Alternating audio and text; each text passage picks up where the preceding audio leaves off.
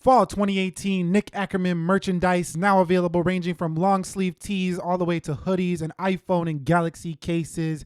Check it out, link down below in the description. So what is up, guys? Nick here, helping you to master your technology. iPhone 7 versus iPhone XS. I've been wanting to do this full comparison for a while because this one is the cheapest iPhone entry available, and this is your standard $1,000 iPhone, the iPhone XS. I have the basic 64 gig model here, no high storage capacity. It goes up from there, and in different countries, the iPhone XS could even start at over $1,200, like Vancouver, for example. Now, the iPhone 7, though, is going to be still a really good phone that runs iOS 12. I want to begin by talking about their design. Let's start with the iPhone 7. We have a matte black color here. They have multiple colors. This one does have a nice aluminum build on the back. Feels very similar to what you'll feel on a MacBook Pro, for example. It does have a slight camera bump, very thin and very light. This was the first iPhone to get rid of that headphone jack. That's pretty standard across iPhones now. You don't really see headphone jacks on any iPhone anymore, so get used to it. You do have your Touch ID, rather chunky bezels, but a super light device. This is a super comfortable one-handed phone. Love the 7 for its lightweight. Now, coming over to the XS, this one is significantly heavier, so you definitely will feel the difference in the weight if you do decide to come over to the iPhone XS. And this one also has stainless steel along the edges, which gives it a much more premium feel, I think, overall. So if you want a more premium feel, the iPhone XS is the way to go, but it's also more fragile than the iPhone 7, which means that if you do drop it, the likelihood of you cracking the display on the rear is high compared to maybe just dinging up your aluminum. So there is benefits to the iPhone 7. It just looks a little bit older, and I think if you're looking for the flashiest design, go with the XS. But if you don't care about that, you still will like the many color options and the cheaper price, and still feeling lightweight and still premium on the iPhone 7. Their build quality is both pretty strong. I feel like the iPhone XS feels more substantial in the hand. I still think you got to protect it with a case, and it's more likely that if you do drop them, it's going to be more to repair an iPhone XS than an iPhone 7, which is much easier to repair than this device. And this one does give you IP68, so the XS is much more water resistant than the IP67 in the iPhone 7. Moving on to their displays, the iPhone 7 does give you a P3 16:9 LCD panel, 326 pixels per inch Retina display. Now this one is very good, I think. I just don't think it's super high resolution, but it was very well calibrated, and a screen size this small, I don't really care that it wasn't, super high res. If you wanted a higher res, just get the iPhone 7 Plus that had the 1080p panel.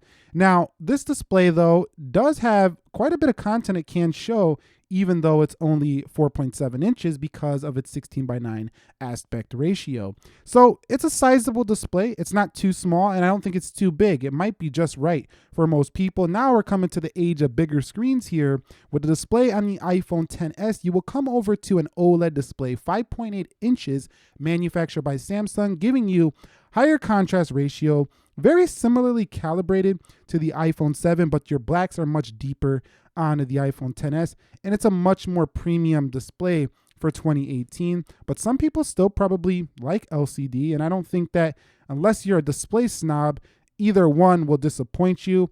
The iPhone XS is just a better display. You get less bezel, and there's barely any chin here on the iPhone XS. You do get the notch, but it does have an important feature, Face ID, for secure biometrics and almost all screen design. Over here, you do have bezels, but I like the zoom mode you can do on the iPhone 7. It makes the icon super huge. That was a pretty cool feature that you don't get on the iPhone XS. You can see right there, boom, there's the icons. They get really large there for the iPhone 7. At the end of the day, I think that if you watch videos a lot, you might still like how the iPhone 7 shows them in the standard aspect ratio. I think if you do a lot of things one hand in portrait, you scroll a lot, like you do like a lot of reading on your phone or a lot of social media and you just want to scroll, the longer, taller display on the iPhone XS shows more content, so it just feels like a more enjoyable experience on said device. So it just feels like a more enjoyable experience to use because it just shows more on a taller. So stuff like this, timeline stuff like this, you'll really like the XS. So when it comes to watching videos on the XS, when you pinch in, it can show the notch like this. So if you're watching a video where the content stretches all the way over here, it does cut off a little bit, but the actual quality of the video itself is actually more punchy. So it's kind of mixed here. You get the standard aspect ratio, but you get a better quality video for the iPhone XS. Software, they both run iOS 12 and they both run them very smooth. Check out my speed test between these two to see how fast that software runs on these devices.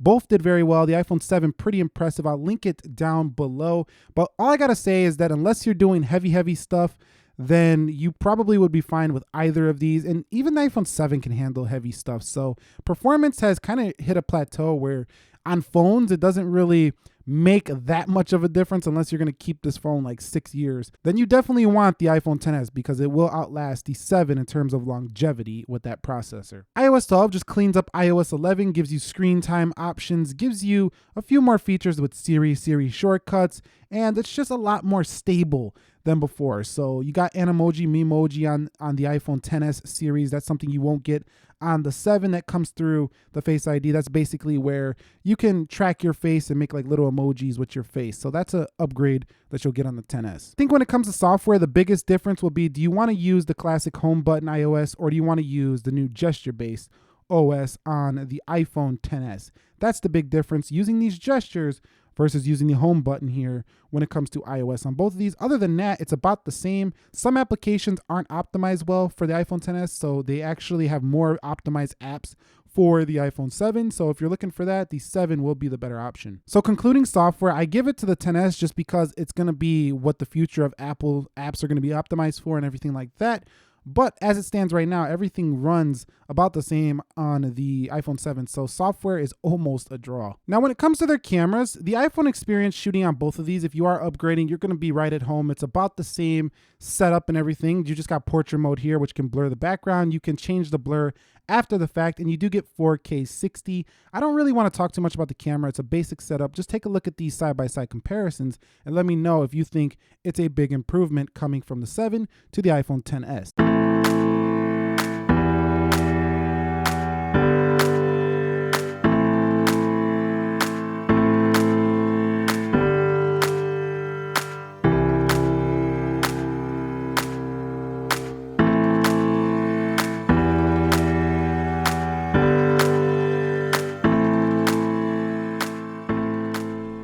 One area that does have a big upgrade is the storage. You can get this in 512 gigs. That's 256 gigabytes more than the maxed out 256 gigabyte iPhone 7. Although 256 gigabyte is probably enough, and you could get the iPhone 7 in 128, an option that's not available anymore for the iPhone XS. In terms of security, Face ID is more secure than Touch ID, so it's technically a more secure phone on the iPhone XS, but they're both running iOS, which is a secure software, so you got pretty good security on both. I think you just got a slight edge on the iPhone XS because of Face ID. And that comes to unlocking your device. It's more likely somebody can trick Touch ID versus Face ID. In terms of audio, are you upgrading from the iPhone 7 to the XS? And the answer is absolutely.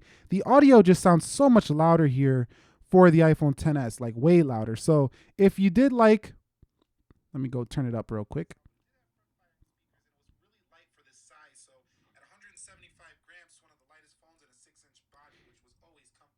If you did like the iPhone 7 speakers, you'll like the XS's even more. If you're trying to decide between these two and you really want good external audio, the XS is a clear win. In terms of their phone call quality, I found the 7 to drop less calls and the connectivity to be a little bit worse, actually, in my experience so far with the XS. So for me, I'm giving the 7 the better phone call quality as a phone. So in conclusion, iPhone 7 versus iPhone XS, it's going to depend on your needs and your preferences, but I can put it this way. The iPhone 7 is the better value phone, bang for buck device.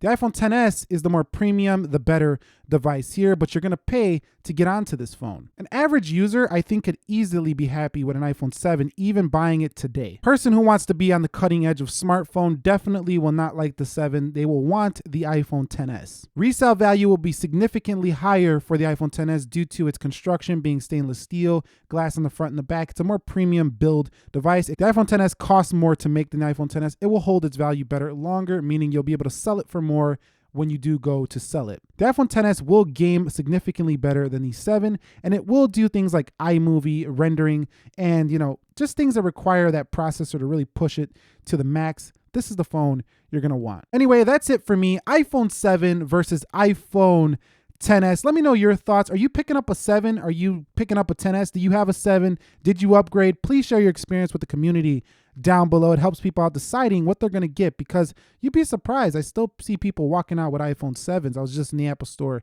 the other day. Nick here, helping you to master your technology. Thumbs up if you enjoyed this. Subscribe on your way out. I will catch you all in the next episode. Thank you very much for watching. Be sure to be well, and peace.